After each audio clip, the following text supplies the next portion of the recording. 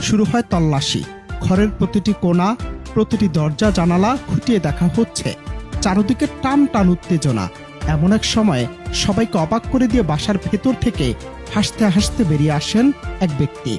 শান্ত কণ্ঠে বললেন, সমস্যা নেই, আমি পালাবো না। তার এমন সততা দেখে উপস্থিত পুলিশ সদস্য এবং প্রতিবেশীরাও যেন মুহূর্তের জন্য স্বস্তির নিঃশ্বাস ফেললেন। সবাই ভাবলেন, যাক, এমন সৎ আর সাহসী মানুষও তাহলে হয়। কিন্তু দৃশ্যপট বদলে যেতে সময় লাগলো মাত্র কয়েক সেকেন্ড। এ সময় কোনো কিছু বুঝে ওঠার আগেই যেন সিনেমার ক্লাইম্যাক্স শুরু হলো। সে সৎ ব্যক্তিটি হঠাৎ হাসতে হাসতে দিলেন এক দৌড়। এ যেন কোনো সাধারণ পালানো নয়, অলিম্পিকের দৌড় প্রতিযোগিতা। মুহূর্তেই হকচকিয়ে যায় পুলিশ। সেকেন্ডের ব্যবধানে পুলিশের কয়েকজন সদস্য তার পেছনে ছুটতে শুরু করেন। শুরু হয় রুদ্ধশ্বাস এক চোর পুলিশ খেলা। জনবহুল রাস্তার গলি পেরিয়ে চলতে থাকে অদ্ভুত প্রতিযোগিতা, যা দেখে স্থানীয় মানুষ তো বটেই, খোদ পুলিশ বাহিনীও রীতিমতো অবাক।